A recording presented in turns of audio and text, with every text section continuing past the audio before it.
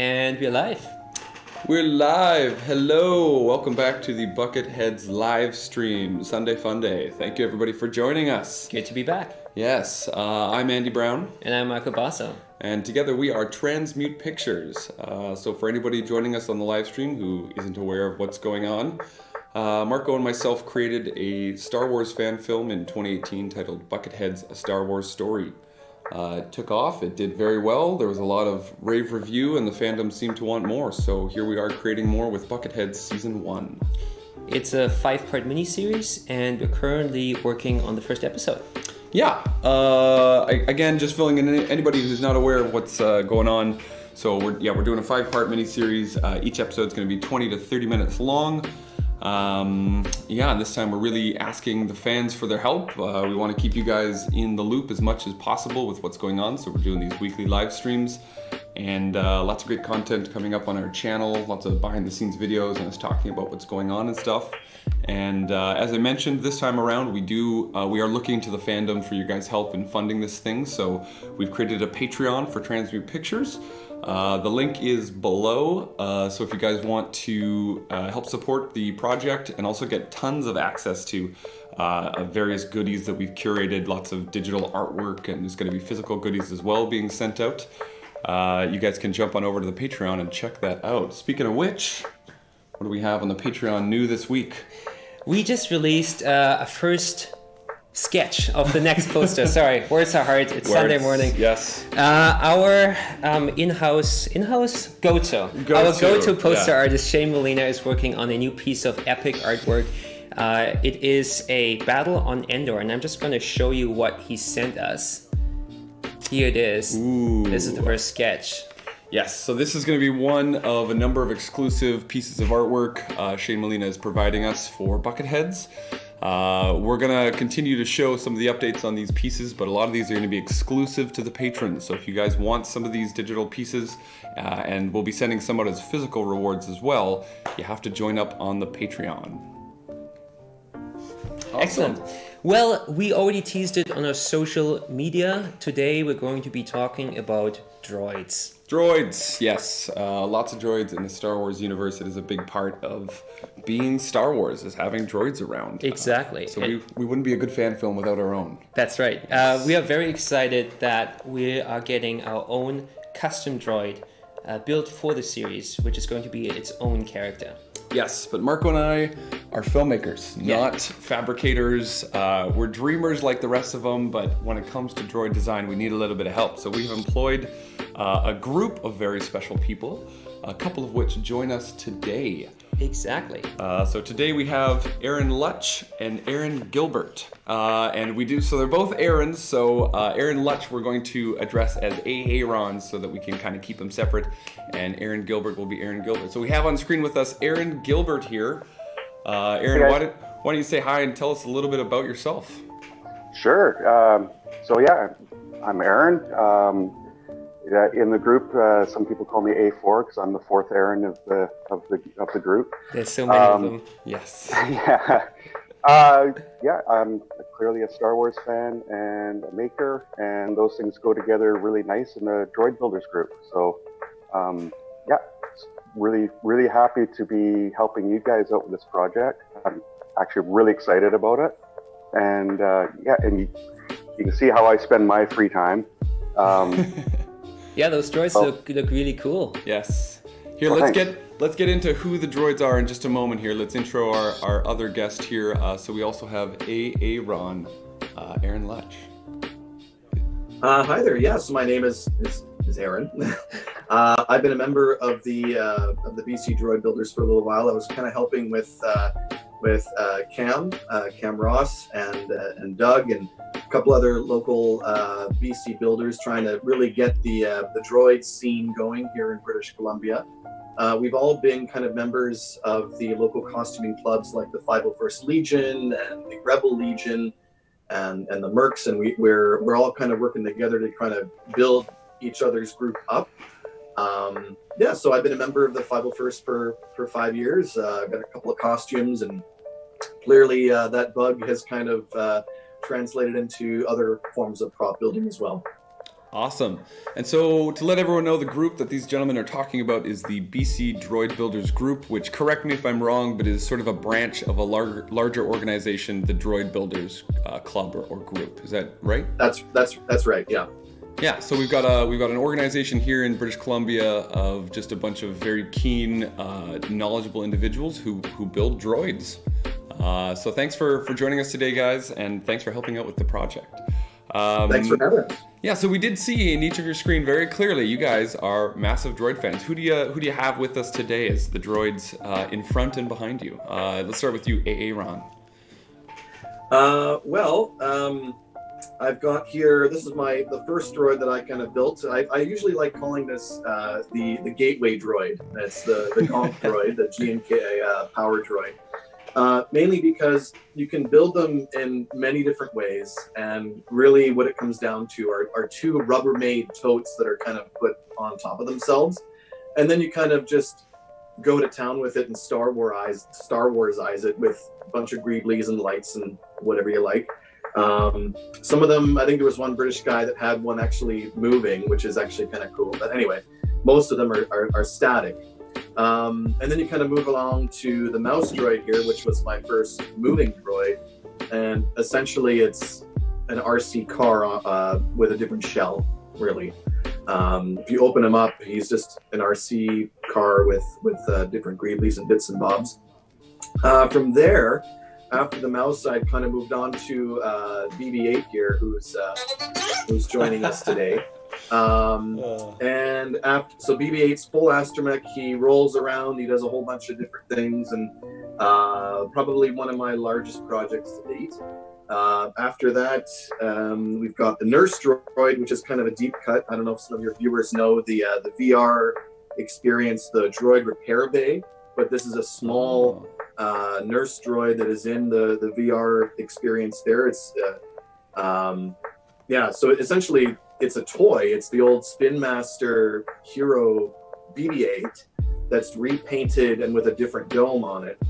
And then we kind of move along from that to ID-10, which was kind of my COVID project from Battlefront 2, and now I'm currently working on Dio from Rise of Skywalker. Very cool, man. That's awesome. Aaron Gilbert, I saw as well that you've got a number of droids with you today. I do. I've got two of my favorites here. I've got over my shoulder here is my R6. It's a non-canon custom design R6. It's if for people who don't know the R series, if they're not deep into the droid world like Aaron and I are, the R6 is just another model of the R series, like R2D2, R5, all of those. It's I went with composites and some plastic and aluminum. The thing's pretty much completely handmade by myself, other than parts that are impossible, some off the shelf stuff, motors and controllers and stuff like that. I've got about 4 years into this one so far, and it's getting really close to that 95% complete target that most of us have. Nice. We all know that we never hit 100, so we don't even pretend that we're shooting for 100%. It's so true. So if I can call it 95, I feel pretty good about it. All it's left to do, I've got a little bit of control work left and the actual foot drive, so it'll go where I want it to go. Everything else is basically there. And then over this shoulder, I've got a scrubber droid from, you may have seen him in the Naboo hangar scenes. This was supposed to be a 1-week project just to give me a break from the R6 after Fan Expo, and I ended up spending about 3 weeks on it. Again, as a droid builder, we always know it's going to take longer and it's going to cost more, and that was a good example of that. I really thought I could get it done in a week to a week and a half, but it kind of fluffed up on me like they do. That is an impressive thing to build for 3 weeks. Let me tell you, I do a lot less in 3 weeks. So. Okay. Hey, so the R6 that you have behind you there, am I incorrect or correct if I'm wrong in saying that is part of like the Astromech series or Astromech design? Yes. So when you say Astromech, we basically mean the R series droids such as R2D2. R2D2 is an Astromech droid. The R6 is just in the lore, it's a lesser model than the R2 series, so it has a few less capabilities and stuff. I chose the R6 because at the time when I started, I'd only seen one other completed R6, and I'm the kind of I like to go my own way when I can. And there's quite a few, even in BC, we've got a handful of R2D2s already. So I chose the R6, and then I chose, you won't find one in the movie, so that opened it up that I could really do what I want, like a 12-year-old. I don't have to follow real strict rules on it either. I don't have people pointing at it and saying, "Oh, that's not correct." I say, well, yeah, it is. Right. Perfectly. I'm fairly Exactly. certain I've seen it though in Battlefront. It is or definitely Fallen Order. No, it's definitely in Battlefront because I was just playing last night with my wife and we passed I think it was an R6, but it was certainly an Astromech. Looks very similar to yours, and then a mouse droid. And as I'm playing the game, I'm just with my wife, and I was like, "Ooh, we get to work with one of those." And then we play a little more, and I'm like, "Ooh, we get to work with one of those." Yeah. It was very cool. Seeing it all in the real Star Wars universe, and then seeing it here in front of us. The R5 and the R6 are very similar, and sometimes they get confused. The main difference is the spacer here. The R5 has a bit of a spacer between where the dome takes that shape comes up. Right. Interesting. Yeah. And of course, with the color scheme, I had to go Imperial, so it is an Imperial droid. Yes. No, it looks great. And it might actually make a cameo in our series as well. Yes, there's a few things here on screen today that might make a cameo, which we are as well. They look amazing and would add a lot of production quality for sure. So why don't you guys tell us, we've got Aaron Gilbert on screen with us here, so why don't you tell us, how did you get involved with building droids? When did that sort of come about, and how did you get involved in the BC droid building group? Well, like I said earlier, I'm kind of a maker by nature. I've been building things since I was a little kid, and put on top of that being a pretty big Star Wars fan, it just sort of made sense. And it's one of these things, as I grew older and got more established in it, to where I had the tools and the shop, and to be honest, a bit of the money. I really started thinking about building an R2D2. I always wanted R2D2's other than maybe BB-8 today. Yeah, and R2D2 is probably, if you ask anybody my age, it's going to be probably your favorite, right? But I'll be honest, what really pushed me over the edge was Adam Savage, seeing him talk about he has a R2D2 that he built several years ago, and actually seeing that in a video one day actually made me think, you know what, today's the day I'm going to start doing it. And I spent a year researching it. By the end of that year, I decided I wasn't going to build an R2D2 and dove right into this. So this was actually my first real Star Wars, full-scale build. And it's a big project. It's not for the faint of heart, but pretty happy with it. It looks pretty great from where I'm sitting. Yeah. Well, thank you. And then as far as as far as connecting with other people, I was kind of on the outskirts. I'm not a member of the 501st yet, but I've sort of been on the outskirts of the community. And so I'll digress for a second. This community of people are the most welcoming and inclusive community that you're probably going to find. So if you're even standing close to a group, you're probably going to get sucked in at some point. And that's basically what happened to me. I was on the outskirts and got sucked in by a friend, Chris Balance, kind of got me closer and closer before I knew it. I was talking to everybody and was making friends.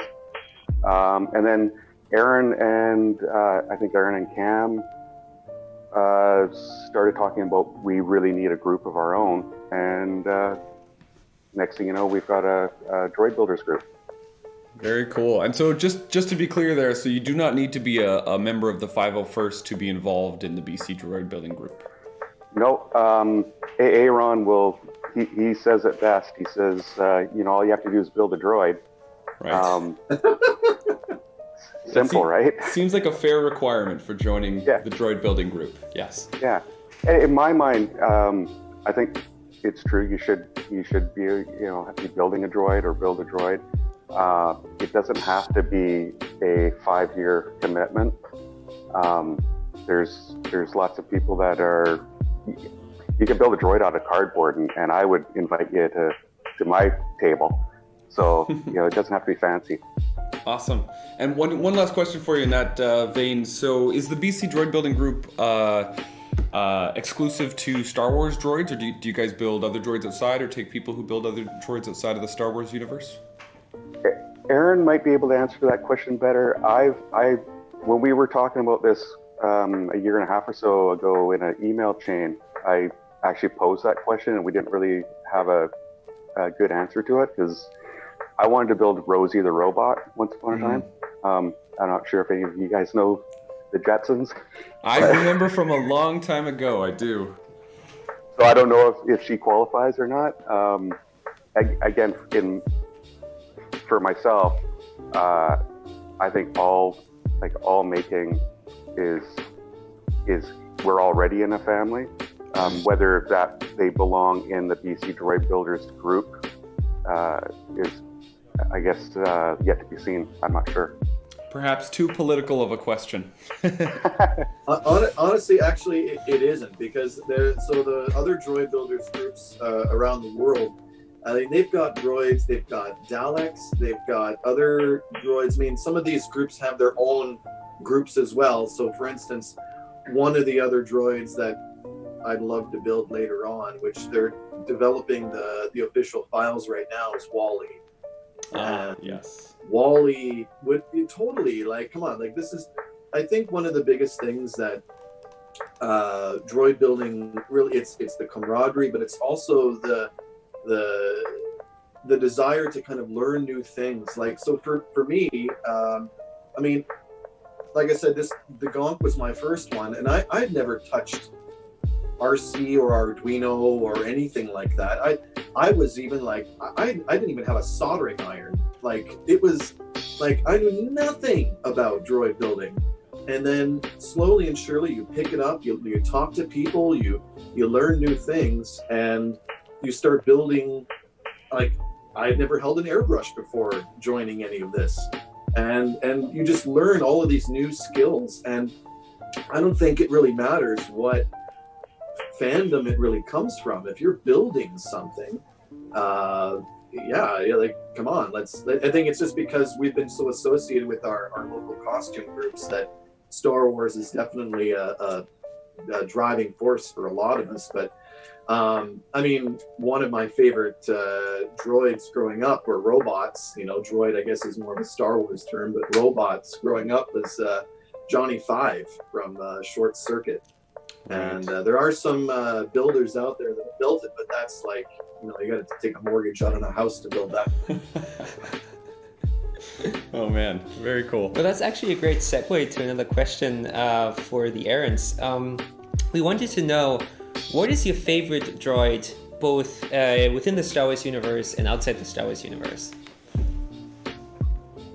Ooh. Aaron, you can go first. So when I was growing up, I mean, I loved Short Circuit. That was such a great movie, such as a campy kind of movie. The second one, not so much, but the first one, Johnny 5 and him kind of rambling through all those commercials and trying to become more human and all that kind of thing.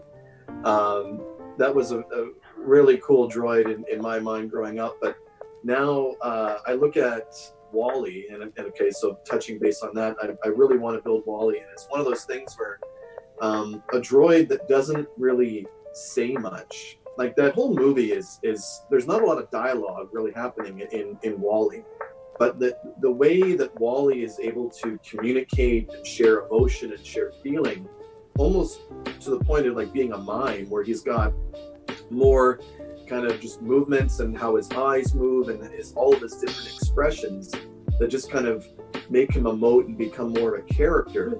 I think that just shows like how you take something that is a robot or a machine or an animate object or whatever, and then give it human qualities. I think that's really when a puppeteer and when designers are able to do that, I think that's something really special. Very cool. What about you? Yeah, well, now I'm regretting letting Aaron go first. I'm just going to sound like a big copycatter. Again, I was at the perfect age when Star Wars and Empire came out, and so if I have to say who my favorite droid is, every day I'm going to say R2-D2. That's not to say that he's always my favorite in every circumstances. I do have other categories of favorite droids, but Wally, like Aaron already said, like as far as the emotional, what you get from Wally, he's probably my favorite design. My favorite designed character is probably Wally. And if you're talking about design, R2-D2 is probably one of the poorest designed robot for what he's supposed to be doing. He's got some pretty serious design flaws, but Wally for the emotions, and then I like some of the big like Kane and some of these more elaborate robot. Chappie was, I didn't like the movie. Love the robot. Yeah. But the emotional, like the connection I have with R2-D2 and C-3PO, it runs pretty deep, and it's a love that's formed when you're so young. You don't get away from that very easy. And then the latest trilogy, I'm not afraid to admit that, I get weepy-eyed in the theater watching these movies, and some of the strongest emotional moments for me involve the robots. And, right. And again, just speaking for myself, no spoilers, but Leia's final moments with R2-D2 by her side, that got me right in the feels. And right. It's my connection to Leia, again, being of that age. For 3 years, she was the only woman in the galaxy, right? And yeah. so it's hard not to have a connection there. And having those two together at such a pivotal moment in the entire arc, I tie that more to the robot than to Leia. So yeah, cool. Favorite robot R2, I suppose. But then there's other categories for sure. And Star Wars does a great job in particularly humanizing the droids. There's so many in the universe, but they all are understood by every individual just by beeps and boops, and people can seem to understand that robot language, and they have so much emoting. So yeah, it doesn't surprise me that a lot of your emotional attachment to Star Wars is around those droids, because they just do such a good job humanizing them. Sure. Exactly. Sure. And those of us that watch the movies, you fool yourself into thinking that you can speak droid speak as well, just because of the sound design is so good with R2 in particular. Sure. It's very obvious that, what R2 is thinking just based on the sounds that he's making. Yeah. Yeah, and that's the majority of the art that goes into designing a droid like that. It's something that we talked about at length too, how we can design a droid that fits within the Star Wars universe that can convey those emotions with the most minimal aesthetic, because our droid is going to be quite small, and that's something we're going to talk about soon. Yeah, well, speaking of which, so people are here to learn about our droid and what the heck we're doing. Why don't we talk about that? Let's give a quick shout out first. Oh, quick shout out here. We have Alexander Gibson. Thank you so much for donating $7 and a happy Father's Day to all. Oh my gosh, we should have started with that. I don't think oh, man. So that's a happy Father's Day from BB, I take it. He's excited. Happy Father's Day, everyone out there, and to any of the fathers. I don't think my dad's watching. He, I doubt, can handle the YouTubing to get to this point, unfortunately. But thanks for joining us to you two as well on Father's Day. Let's get into talking about our droid. To start things off, we have a nice little video for you guys. It's about a 4-minute video. This comes from Terry Chewy, who is our art director. And also, I guess, lead design concept artist on the droid. I mean, as art director, he's sort of got his fingers in all the designing of a lot of things that we do, but he's also involved in the BC Droid group in helping design this droid and working with us and fleshing it out and what it is. So he comes to us today with a little 4-minute video introing a lot of that, and this is actually a clip of a larger video that he's given us talking about the design and how we've gone through these things that will be accessible to the patrons. So this is a little bit of cool BTS the patrons are going to get. There's going to be a lot of that kind of stuff in the future, so if you guys want access to all the BTS for everything that we're doing and see our whole process and how this works, please join up on the Patreon. And here's the clip. Hey everybody, Terry Chu here. I'm the art director on Bucketheads. So it's a great opportunity to get to work with Andy and Marco again on a new Bucketheads adventure. And one of the things that we wanted to work on and develop was a new droid for one of the characters, Nomi, who's one of the stormtroopers. And so she has a sort of personal droid assistant that helps her out and essentially becomes a character in the film. And the interesting thing about this droid, it's kind of an evolution of some, other sort of Imperial droids that you might have seen in the past. But we wanted to design something specifically for her. And the cool part about this droid is that it actually docks and attaches to her back. So as a stormtrooper, there's some cool opportunities in regards to how that attaches and how she interacts with this droid. So right from the start, we had very early discussions with Andy and Marco in regards to how this droid was supposed to look, what it's supposed to do, what its influences are, and what its personality is. Because at the end of the day, it's sort of the personality of the droid that really kind of draws you in from a story perspective. The early influences were definitely some of the Imperial droids from some of the video games, Battlefront, maybe some elements of the Imperial probe droid, and maybe some elements from the interrogation droid as well, too, the one that interrogates Leia. Some of these very early sketches, they just kind of explore different shapes. Because to me, the silhouette sort of says a lot about what that droid is, whether it's got hard edges or smooth edges, whether it's, kind of more tall in proportion or a little bit more flat, maybe a little bit more kind of sinister.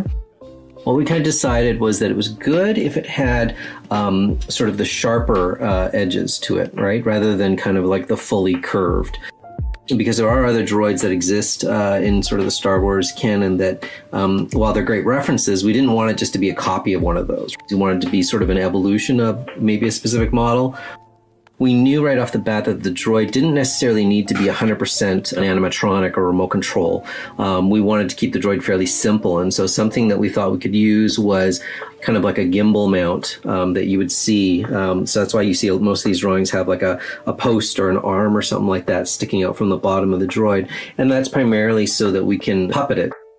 We definitely wanted to have some asymmetry, okay? So instead of having the eye perfectly centered, we wanted to have, the eye go to one side. And that's just a very consistent language with a lot of things that we see in Star Wars. We really wanted to distill the design down to what exactly does this droid need to do in the story, and let's keep it to that rather than saying, okay, this droid can do anything and it needs to have tons of panels that can open up. And so this is kind of like V2. And at this point, you can see all the droid, sort of designs. They have essentially like 2 pie plates. So it was kind of like, hamburger inspired for those of you that know what the Millennium Falcon was sort of inspired, or, looks a little bit like a hamburger with an olive on the side. And then now we have our latest version asymmetrical eye. It's got the upper and lower hemisphere, the upper being bigger than the bottom hemisphere. We've made, just accommodations for how many eyes there are. So it's got an asymmetrical one eye and then another eye beside it, maybe some indicator lights on either side. One thing to indicate movement that I thought was really important, a really easy way to do that is with these two antennas, right? So if they're flexible, like if this one's maybe kind of rubber mounted, I mean, as you move the droid around physically, those two pieces are going to move, and it'll provide a little bit of extra just kind of animation. So I hope that was cool and insightful for you guys. Thanks for tuning in, and thanks for all your support so far. We'll see you next time. We are back. Very cool. So yeah, that was a fun little video for you guys from Terry Chewy. The whole video for that, there's a 13-minute sort of unedited video that gets a lot more in depth with it. He goes really in depth. He does. Well, we've put a lot of time and effort into this. I mean, we've had months worth of meetings. Wow, that was a mouthful to say. So there has been a lot of this design phase. Exactly, and we can we are going to talk about some more of the origins of the design, what kind of thought went into the functionality of it, what it needs to do in the story and whatnot. Yeah, so Aaron and Aaron were with us for the entirety of everything Terry talked about there, the design and everything. So with you gentlemen, how did we go about sort of the process of designing this? Like we talked and Marco and I with our writers obviously had a script ready and came to you guys with a bit of an idea of we want a droid and we want some of these functionalities. How did we go about that process beyond that? Like I know we initially looked at Versio from the Battlefront 2 series where we knew we wanted a droid to stay with one of our characters. And ID10 in Battlefront 2 does that very well with Versio. So what was sort of the design phase, I guess, there in like figuring out how we wanted this droid to look? Well, it's funny, you've got a group of people that we haven't worked closely together very much. A couple of us have worked together on projects outside of this. But as far as a full group project, this will be the first one. So I think the beginning of it, you guys provided an early script that those of us that were interested, we took that home and did some homework. And then it really started out as just sort of a fairly casual meeting, throw your ideas out and see what sticks. And then we just went through that. I said it earlier, but it was an iterative process of paring down what was not going to work and keeping the stuff that would work with what you guys were going to require. And so you guys all came to us with, like you said, we provided you guys a script, and then I think in our first initial meetings, sort of everybody had a whole bunch of input as to what they saw when they read the script for the droid. We did use ID10 sort of as a starting point for the design, and then just evolved it from there. Hey? We did, and I think that very much it comes through in Terry's image there, where he's got the 9 droids. Yeah, right? You can really see there's a bit of ID10 there. Sorry, Aaron. The original brief, was kind of like Versio's ID10, and then it was. I think Marco, you had also said in your request that you also kind of wanted to balance it between ID10 and then the blasters that Bill Burr's character had in The Mandalorian in that one episode, The Prisoner. Yeah, that was the idea originally that our screenwriter came up with. He wanted it to be sort of a gun droid that just essentially is very trigger happy and just has an arm that comes out of it to shoot people. Yeah, so it's a small portable like personal droid, and we kind of took the idea around ID10 and kind of figured, all right, based on we were kind of trying to figure out dimensions, like how wide the droid was going to be based on the fact we knew it was going to be around the actor's shoulders, what kind of limitations we would have.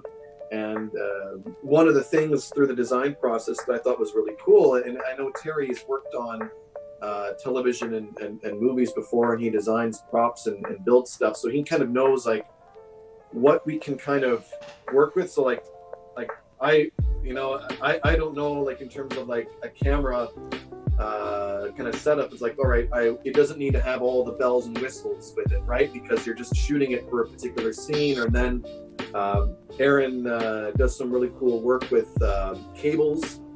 So I that's something that I'm not overly familiar with, and how you can kind of cheat a lot of what might be a operating droid versus what might be like just a stage droid for a prop or something like that, that'll be for a couple of scenes.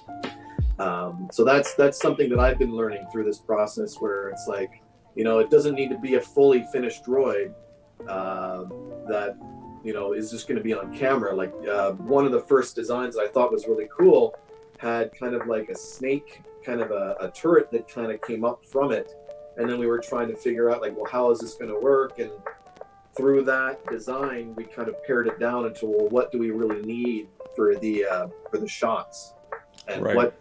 how do we tear this down and kind of work with all these little bits and pieces. Yeah. And so as you touched on there too, through the entirety of the process, we've really had to keep in mind, especially because we are a smaller project budget-wise, how we can actually make a droid within our budget and have it have certain utility and be able to do certain things. Because when you're making a film, you don't just make one droid and it does all the things you ever want it to do. Sometimes you have a droid that has no moving parts, and that's for your really nice tight shots on it, or when it's moving, you don't want it to be rattling around. And then sometimes when you want to get a really scoped in shot on a particular function, you need to have a droid that either just only does that function, or maybe it does all of your functions, but you don't use it when the character is running around and things. Yeah, I believe in The Force Awakens they had 7 models of BB-8, and every single version had different functionality for different applications. 7 models, so we don't have the availability to create 7 versions of our droid. So that's been a part of tackling this project for you guys, is figuring out how many of these can we actually create, and what does each one do? Do we have one lockdown one, and one that can be puppeted, and one that has servos and motors and things, right? That's been sort of the process with you guys. Yeah. And in doing that, as you mentioned there as well, Aaron, a lot of actually figuring out what's gonna work and what's gonna be used is based off what functionality does it need to have. So what kind of things do we ask you guys to incorporate, and what kind of made it to the final stages? Oh, we know that the droid's gonna. I don't know how deep into spoilers we're going here. I think you can. We've only given you guys for episode 1 what the droid needs to do. I think you can talk about the various things that it needs, because that's not giving too much away for anyone. I guess most of it you're going to see in the first scene anyway, right? Yeah. So we know that it's going to fly. That's going to be its motivation is actually hovering and flying around, and we knew that it was going to have like most good droids, some sort of a manipulator that can interact with the world, and we knew that there was going to be a weapons platform that needed to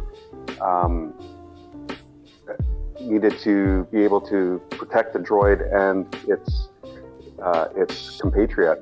Right. But Oh, we seem to have a little... Basically by spinning around. There we narrowed go. that down. We knew that it was going to have to shoot behind it.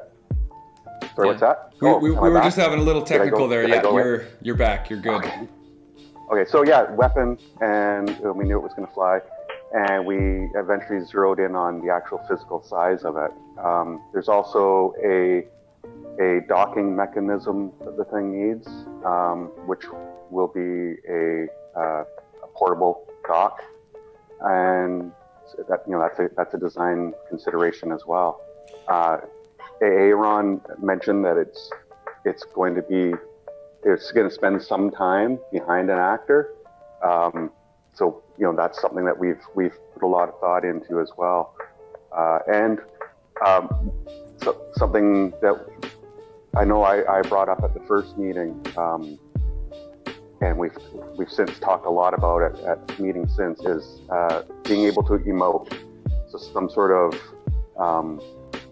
mechanical. This thing doesn't have a mouth that it can smile, or eyes that you can get that emotion from, that you can get from an actor. So we need to design that in.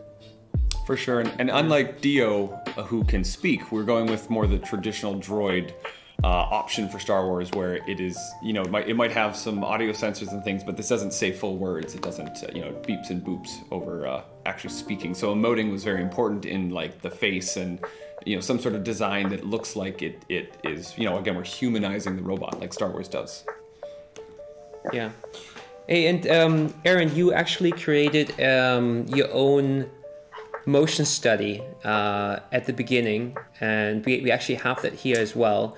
And it showcases some elements that we decided we're not going to pursue anymore, but it actually has a really cool evolution of that snake arm with a gun that we initially talked about. It's now more of a turret, right? Yes, yeah.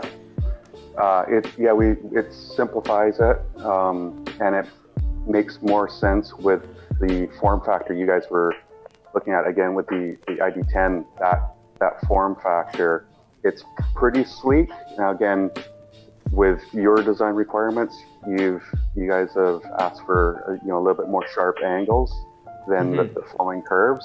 But even at that, the turret fits better with that design than having another appendage off to the side or even something that's hidden in a door. Mm-hmm. So we've got your motion study here, your original one. We're going to put it back up on screen for a sec. We just had it up there. Why don't you talk us through just a couple of the things that you had originally designed? This was one of your early concepts, again, based on like an ID 10 model, and we went with some of the things that you introduced in this design, and then there was a couple that we looked at and we said, hey, these don't exactly work for the project. Sure, okay. I won't be able to see the video, but I can talk over the things that I was proposing in that early meeting, and yeah, that's great. Okay, cool. So again, all that I knew going into that first meeting was what was in the script, and then the few things that my helpful brain filled in for me. As I said earlier, it was kind of a throwing things against the wall meeting, and there was some stuff in that first concept that I had supplied that were ambitious, but I thought I'd throw them in there anyway and just see what we could make work. One of the things that I started out with is to reveal the weapon system. I wanted to split the droid at the belly line and split it and have the weapon system exposed there. And as I modeled that and started kind of working through that process, I changed my mind. As soon as I saw it split, I came up with another idea of having the utility arms similar to the R-Series utility arms here, having utility arms on the side that would actually come out, and we're able to manipulate things or hold things in the world. So I had them coming out from the sides, as was pointed out, it looked a little bit like crab pinchers or something like that. Mm-hmm. So I modeled that in there with that belly split, and that meant I needed a new place for the weapon, and of course I ended up going with a pop-up turret on the top, so a turret that could pop and then spin 360 degrees. So that was an original concept, and some of it, I fell in love with the droid as I was modeling it, but some of it is just too, some of it's just too complicated for what we're trying to do here, and didn't really fit with what you guys required in the end as well. And the first thing to go was the utility arms. We decided that was one, overly complicated and didn't really make sense for the droid that we were designing. And then the thing that stuck was the pop-up turret, and we're really trying to make that belly split idea still work, and that's going to be where our manipulators are going to be exposed. Excellent. Yeah, we're actually just looking at the turret here, and you came up with this really nice idea of having it only pop up like halfway to convey some of the emotion, like maybe he's a little, scared or suspicious. Yeah, and the fact that we also love that, the idea of this turret being able to move independent from the body, but then possibly the upper shell portion also moving independently. So we talked about ways that it could mount where maybe it's scanning or it's looking for enemies, and maybe it's the upper shell moving, and then the turret would snap to see something that it's looking at, which gives you that feeling that someone's turning their head and then pointing their gun afterwards. Yeah.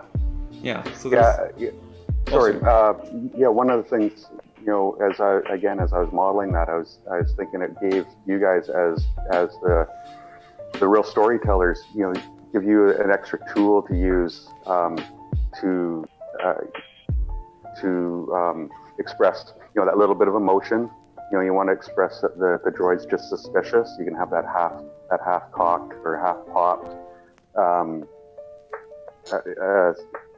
situation there, where it could just be coming up and then when it snaps fully open, there's no question that it's ready for business. Exactly.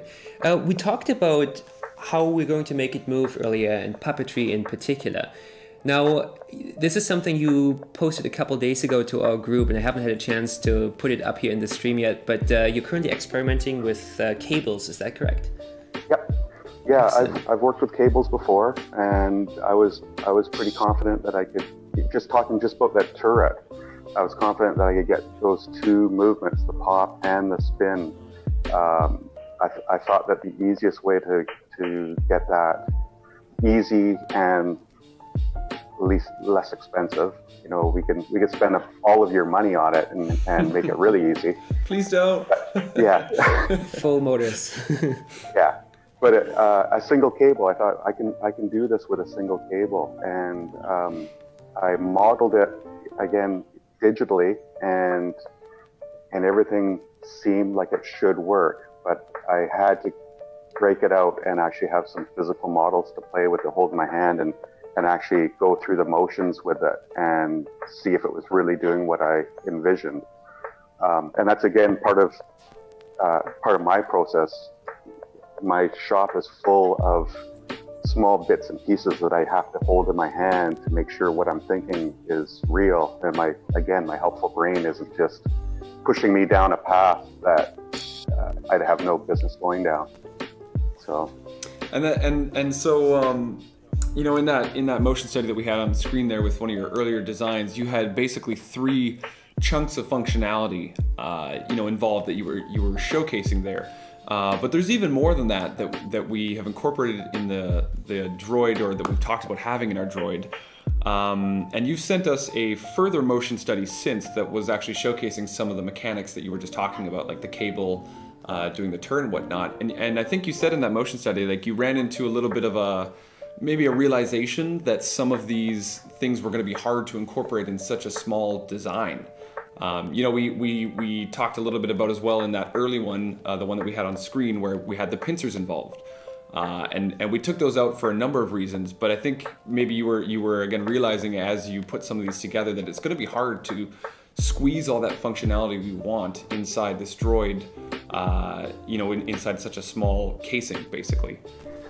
Yeah, that the original concept that you guys just showed, that model was 320 millimeters.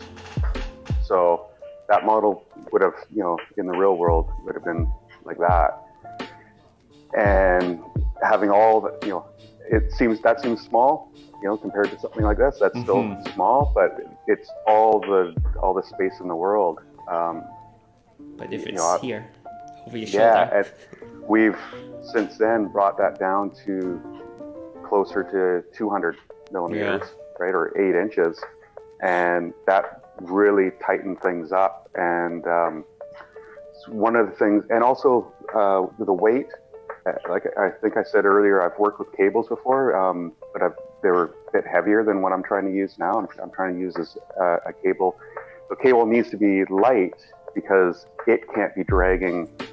When the droid has to be on camera, we can have a cable dragging it off out of frame, right? So using these light cables has actually been different for me as well. And I'll say it right here. One of the things that's causing me some trouble is the cable that I'm using, and I actually went back and used my heavier cables, and I'm getting the same thing, but it's really pronounced at this small size, is I'm for the rotational movement, if you turn a cable on this end and it's going through a sleeve, it'll turn 1-to-1 on the other end, even around corners and everything else. It works really well. But what happens is that cable, as it bends, it has I don't know if it's a torsional load. Oh yeah, I think I understand what you're saying. That it has to overcome. So if your cable is longer on this side than it is on this side, as it turns, at some point that changes, and you get that quick movement. So in the recent video that you're not going to show today, but that Andy and Marco saw, there's some pretty quick movement of the turret that's actually a flaw, not a feature. It's a deficiency in the design that I'm still kind of working through. So you can get pretty fine control, but every once in a while you get to that point where the cable wants to snap over, and it's a little erratic for my liking. To put it in digital terms, I think for any of the younger generation, it's almost like rubber banding in a video game, where something is, there you go. You're doing something and then all of a sudden it sort of snaps and catches up. That's kind of what you're talking about is the mechanical version of that. Yeah. It's something we can still think about it though, because it gives it more of a, I guess, bird-like aesthetic where the movements are very sudden, right? Yeah. Which could also work for a more sort of sinister look. More motion study is needed. Yes. So something else that we talked about often, maybe Aaron, you can chip in on this one. Something that we talked about a lot through the entire design phase is form language, right? This is huge to Star Wars, especially going over three sort of eras of Star Wars: the Droid Wars, or the Clone Wars, pardon me, the Galactic Civil War era, and then the First Order. They all have a little bit of their own design language. Like in Clone Wars, a lot of the droids are very rounded, right? The tanks have super rounded, pronounced pieces, and all the battle droids have these like crazy rounded heads and things.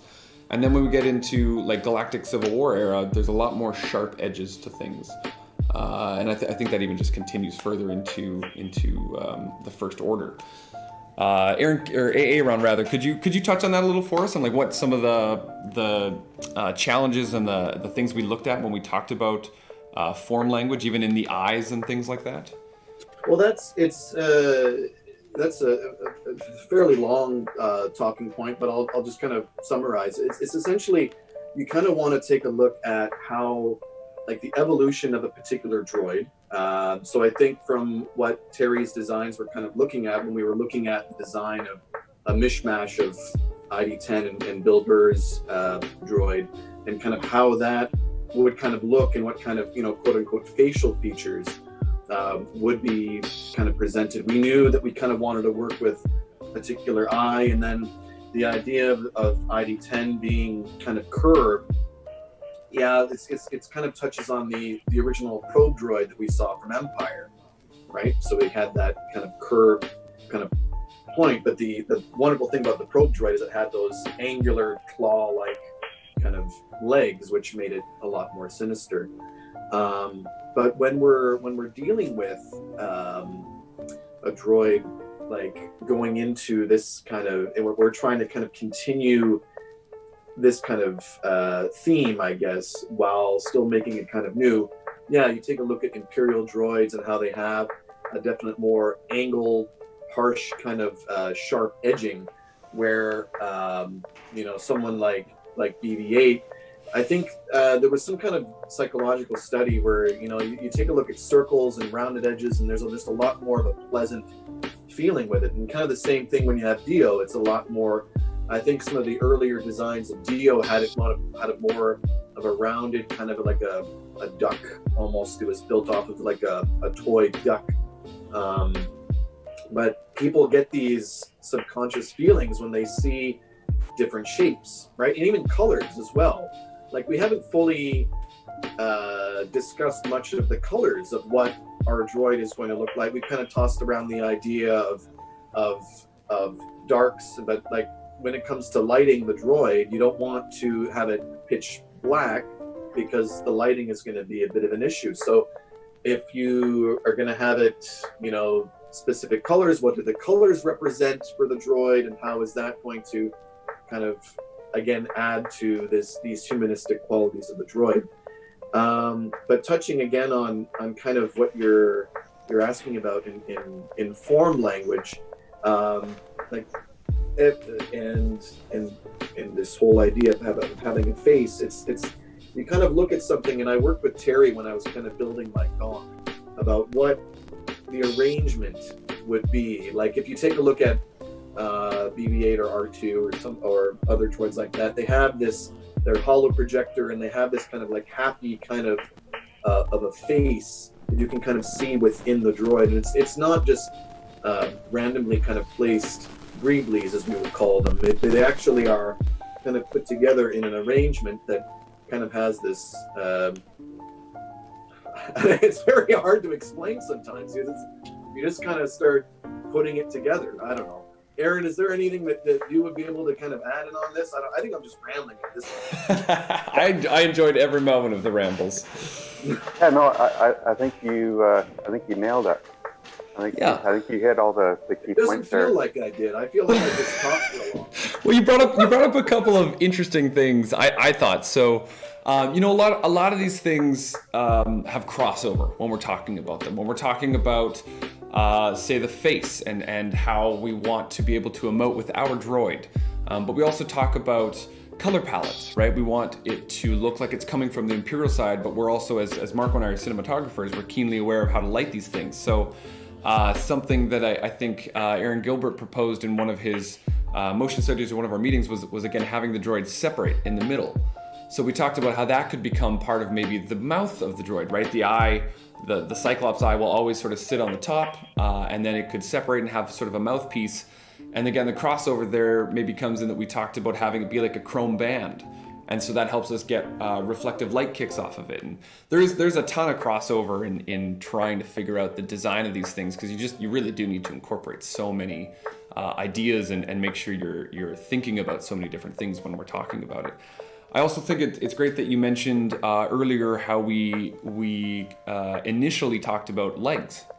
In looking at your ID12 that you have sitting in front of you there, Aaron, or pardon me, your ID10. These things, the ID series has legs, and they do look sinister. But as we sort of talked about that and started to explore it a little bit more, we all agreed that a large portion of why they have legs is for movement, because when you're puppeteering these things, you need to see that the droids are moving and have moving bits on them, but you want them to be purposeful moving bits. So that was something that we talked about at length for our droid, and how would it work when it's sitting on a docking bay, and would they fold up, would they not? And I think ultimately one of the ideas we came down to was that maybe it doesn't need the legs, but with antenna. These movable antennas that can showcase how fast it's moving and give it movement. And with the ID10 in particular too, I don't think it's really been portrayed in a movie, aside from maybe a couple of instances where it was in the background, but it was never featured where they had to figure out how are we going to move these legs and where do they go. It was always just in a video game where you can do whatever you want because you're not constrained by the rules of physics. So we really thought about how can we make this droid practical, and what does it really need to do what we need for the story, and ultimately, if it can fly, why does it need legs? Yeah, which is what we certainly came down to. Yeah. Hey, Ron, you mentioned something there too that we definitely need to fill people in on, because I am even still learning about this. What are greeblies? You guys have used this term a number of times. I think anyone that's not majorly into Star Wars droids might not understand what a greebly is. Oh, greeblies. All right, so greeblies. So anything from the Star Wars universe, when they were kind of making things in the 70s and in the late 70s, they kind of did a lot of what was called like kit bashing. All right, so if any of you guys are familiar with how the Death Star was built, it was just like all these battleship parts, right? Parts from different model kits. All right, so the designers would kind of just take these real world kind of pieces and then add it on to other kind of bits and kind of put things together to make it look more futuristic. So a lot of the blasters, so like Boba Fett's EE3 is just a Webley flare gun that has a whole bunch of like different little greeblies, as you would call them, but like different parts of like hot rod models and stuff like that. So for instance, the mouse droid here, these top racks here, you would kind of call these greeblies, and these little sockets here are from they're tube sockets from a radio, right? Other little bits and pieces that I'm trying to think of here, like so BB-8's antenna is just a guitar string, and other little things like that kind of, when you put them together, they create something new. So like the lightsaber is a classic idea where they took a flash hider from an old Graflex flash, and then they added all these little bits and pieces and the T strapping or whatever, the T bar or whatever it is, and put that around to make the handle and all the little different knobs and whatnot to kind of create something that looks out of from science fiction.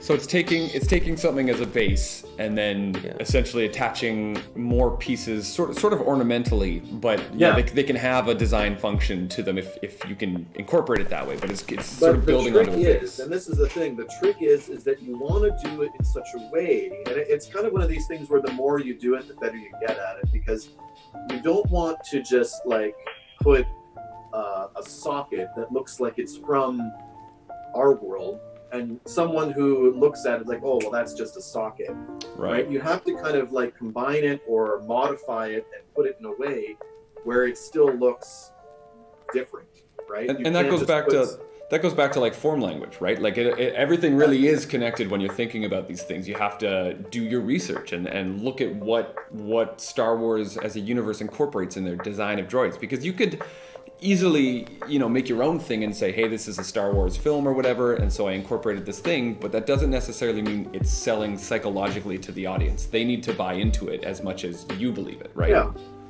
Yeah. If it looks like it's from our world, then it's not from the world of Star Wars. Yeah. But the world of Star Wars is still based on our world. Like everything has its origin here, and the art is to make it look different enough that it doesn't look like it came from Earth, but we still recognize it on a subconscious level, right? Yes. Very cool. Yeah. Very cool. So we've gone through a lot of the design phase of what we're doing and how we're building our robot. What comes into it once we get out of the design phase, especially for you guys who will be the fabricators of our droid and, who have clearly built your own droids? What kind of things do you guys use? What kind of tools, what kind of materials do you guys use when you're creating your droids? This droid is going to require a lot of 3D printing. As far as we can tell at this point, again, it's a little early in the design. It's most likely going to be mostly 3D printed. What will probably happen once we get through this phase and we've really nailed down the design, then we'll probably divvy up the work. There's probably half a dozen people that are involved in this process. Some are just waiting for their place to step in and start to help. So I think what's probably going to happen is we'll get through the design, we'll get the models into formats that can be printed. I'm going to guess that we're going to probably do an early model that you guys are going to be able to hold in your hands. And that may not be a mechanical model, but at least a size accurate and design accurate model. The actual fit and finish of the thing is going to be part of the. So to go back to what you guys were talking about earlier, how many of these things are we going to need? We're trying to keep it down to a low number of finished props. So you guys have what we call the hero prop, the complete, aesthetically complete model that you guys can shoot from any angle and use any way you guys want to. But we may have other models that do, as I think Aaron mentioned, having a model that maybe only do one function, and that'll be, for a tight shot. You want a tight shot of that turret coming up and rotating, that you may have a model that does that really well, and that may or may not be the hero prop. So, but if we have two heroes, they're going to have to be finished probably by one person or maybe two people, because they're going to have to be identical. Yeah. And matching weather is really difficult. So we'll probably get it to a point where one person will do the final finish on it. Speaking of weathering, it is important that this droid doesn't look like it just came fresh off the production lines. It's definitely seen some battles, so it needs to be a little dirtied up and have some damage here and there, and that's what you were getting at, that if you have two hero models, they clearly need to look like the exact same models. So like one can have a ding on the right side, the other one can have a ding on the left side, right? Yeah. And when you say battle damage and weathering, that is music to a droid builder's ears. That makes it look real. I don't know if you have Aaron and I both on screen or not, but you saw both of us smile at the same time as soon as you mentioned battle damage. It's like, yeah, that's why we do it. We love the battle damage. Oh my! I can't wait to see it. Yeah. It's actually a downside to building an Imperial droid is the Empire keeps their stuff tight, right? Yeah. And I can't just throw mud on this thing. Right. So. It's part of the pristine look of the Empire, yeah. Well, ours is certainly a combat-ready droid, so we think she's going to have seen some combat before, on screen with us. Yeah. And real quick, on the note of 3D printing, we are actually going to make those 3D printing files available for our patrons once the design is finalized and the droid is finished, so you can build your own version of it at home. Yes, yeah. The builders are going to provide us with some STLs, and there are also some of the things you saw in the video with Terry. Again, if you missed that video, we had a 3 or 4 minute excerpt from a longer video that will go out to the patrons exclusively. And some of the artwork that you see in that video as well is going to go to the patrons, some of the early design concepts and things, so you guys have access to that. I think this is a great segue into a couple of questions that were asked here that we should address. Audience questions. Audience questions, yes. We've sort of ignored those a little bit today, not on purpose, but just because the discussion has been so good that it's been hard to jump back into a few of those. So someone was asking, how is COVID affecting this? That's been a consistent question, I think, for all avenues of production that we've talked about so far. I don't think it is affecting us too heavily right now. If anything, it's almost beneficial, as weird as that might say, because people have more time to donate to the project. We've been holding digital e-meetings, so nobody's had to gather to be together in one room or anything like that, and everyone's been able to think creatively in their own time. Do their motion studies like Aaron Gilbert has been doing, or Terry Chewy in designing, drawing out the artwork and whatnot. So I don't think it's affected us too heavily. I don't know if you guys have any input on that as to whether or not COVID is affecting your guys' abilities to design and produce these things. No, we're all washing our hands around here, right, BB-8? Oh, beautiful. I wish we could use BB-8 for Bucketheads. It just doesn't make sense, but there's a Gonk in there that's gorgeous. There's an ID-10s in there. There's a mouse droid. Yeah. It's beautiful. Another individual here asked if we have announced the name. So no, we've sort of been dancing around this. As we talked about a little earlier in the stream, early design concepts came from the ID-10 that, again, you can see there on Aaron's screen on the right-hand side, the little floating guy with the legs. Yeah, there he's pointing at it. Early design concepts were based around the ID-10. This is a droid that Iden Versio uses in Battlefront 2 in a very similar way that we knew we wanted our Stormtrooper to have. So it made a lot of sense to start there, but as we've fleshed out what our droid is going to be, we felt that the naming it in the vein of ID-10 didn't really work as well.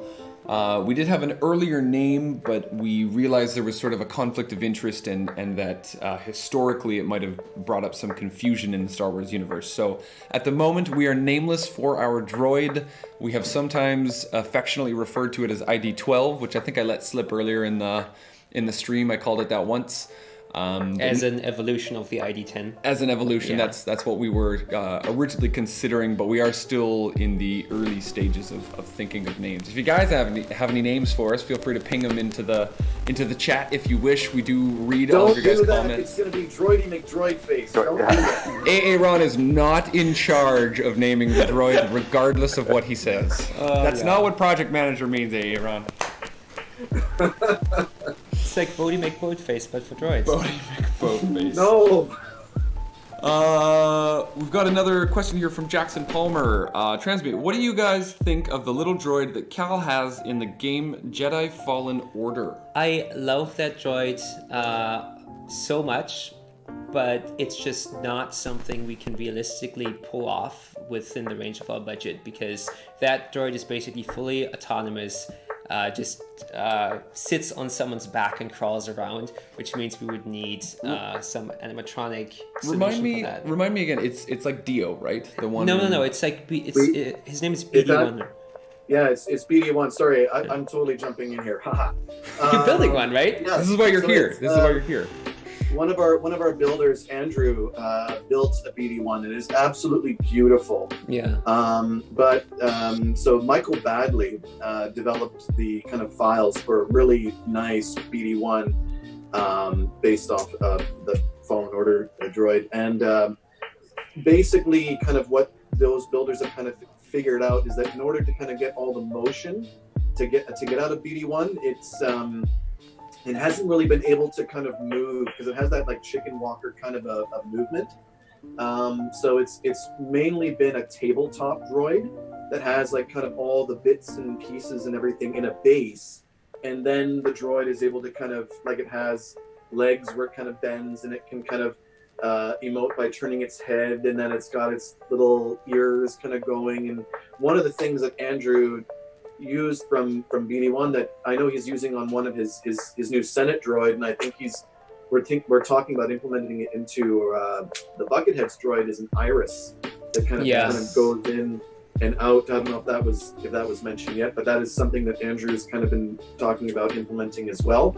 But yeah, it's again one of those things where you have a droid from a video game that physics doesn't matter, and it's jumping around and doing all this kind of stuff, but in the real world it's a little more it's different. Yeah, I have played a little bit of Jedi Fallen Order. I do own it. I've put it off for the time being in favor of Battlefront 2, another Star Wars game. But yeah, as was being mentioned by both Aaron and Marco, it's just difficult in a game like that. They can do anything they want. When it comes to reality, that's just another part of the design process, is figuring out what do we want it to do, and how can we make it happen, whether it's being puppeted, whether it's with servos and motors, and again, working within our budget. We would happily design the coolest droid you've ever seen in Star Wars, but is it going to consume our entire budget, and then will the rest of the production suffer as a result? You know, these are things you have to make as creative decisions. Season 2. We've got another question here. We'll go over this one really quickly from Dat One Dude Plays. Oh no, sorry, this wasn't from him. This was from no, it was still him as well. Yes. When will season 1 be released? We've talked about this in a few other live streams and things. We're hoping by the end of this year, by Christmas sometime, we'll have episode 1 released. Whether or not that happens is very much based on the Patreon. Marco and I funded the entirety of the original Bucketheads A Star Wars Story ourselves. It was about 15,000 Canadian. We are not exceptionally rich individuals, and to do that over and over again for season 1 would break our banks.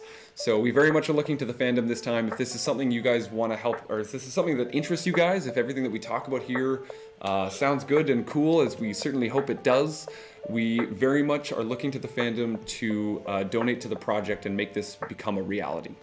So please join up if you're in a position to give. The Patreon link is below in the video description, and every donation helps us fulfill this thing faster. We've kind of talked about it before, that there's sort of there's a triangle when it gets to film work of good, fast, cheap, and you only get to pick 2 of those, and we know we're not sacrificing on good. So fast and cheap are the options here. Yeah, and for those joining us on the Patreon, we have tons of exclusive rewards for you. that starts with digital posters, goes to the 3D printing files for the droid that the boys at the BC Droid Girls Club are designing, and to actual physical merch like coins, patches, t-shirts, posters. We are constantly coming up with new stuff. We really want to make this worth your while. One other question here from Jackson Palmer. I think this goes out to Aaron and Aaron. What do you guys think about the mini Viper droid, the one that lands on Hoth? You guys have any? Was that something that we considered in designing this? I don't know that we looked at that one in particular. Oh, the Imperial probe droid from Empire. Yeah, that's what I was thinking. They call it the mini Viper droid, but I was thinking this is, if it's the one on Hoth, that's a probe droid, which is sort of in the vein of ID-10, right? Yeah. So the Imperial probe, like that, to me, the Imperial. I love the Imperial probe droid from Hoth. I mean, even though again, it's like you don't see it all that much in that particular movie, but then it's so many other places in the Star Wars universe. You just know it from the sounds that it makes, right? Like that the sounds that it makes. It's such a iconic sound that you know it's a probe droid whenever you hear that. Anyway, so that they called it the Viper probe droid, right? I think they did. Yeah. That in Solo as well. Yeah. When they're going on that train scene where there's some Viper probe droids. But yeah, that if you take a look at the behind the scenes of Empire, that probe droid is like almost human sized, and it's on a tripod that they're kind of pushing around. Right.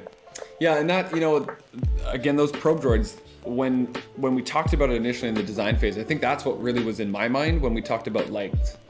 There's something about the legs of that droid that just, I don't know, it seems sinister. It seems, I guess, a little Squid-like bit... almost. Yeah, a little bit alien, a little bit squid-like, like a space squid, an evil space squid. But there was something about that was really interesting to me, that's one reason that I was very much pushing for legs initially. I thought it gave it a very, I guess, memorative Imperial look, something that, you knew already. So we definitely did consider this droid, and I think we all agree that we like the look of it, and it's extremely iconic. I mean, everybody remembers it. But this is all just part of the design process, right? And it's you have to trust the process and kind of figure out what it is that you need, what can you sacrifice, and what's the most important thing, like how are we going to get the shots. And now that you have the idea of something that floats, we're kind of like the restrictions aren't there anymore. I mean, we're still talking about how we're going to have it float. I keep telling Marco and Andy that I'm more than happy to jump into a green morph suit to jump around and just hold the thing. But, we'll figure out how that's going to work later. I'm sure they'll know. I've done the jumping into a green suit and puppeteering a little bit myself, as I had to on the teaser, so I would be happy to see you in that. We have a green morph suit with your name on it, Aaron. Yes. Yay! Yeah, and that's, I think that maybe we should wrap it up pretty quick here, but that's one last thing I think we could touch on that I thought was a really great idea, and I actually think it came from someone within the group, I don't know who, about how do we puppet this thing? How do we make it look like it's floating? You need a certain amount of, you can't just have someone with their hand under it in a green suit, like, walking it around, pretending they're not there, right? That doesn't work. You need to see a certain amount of float and movement, but it's got to be smooth enough that it looks like it's floating. So someone came up with a great suggestion of a Steadicam. Marco and I know a ton of individuals who own and operate Steadicams here in Vancouver, and I thought this was a great suggestion. So I think that's certainly what we're looking at currently is possibly getting someone out with a Steadicam that we dress up with green fabric, and then they operate this droid as they move it around, because a Steadicam has a very fluid hydraulic arm that it just gives it the right kind of feel, rather than, again, someone running around holding it on a rod or holding their hand under it or something.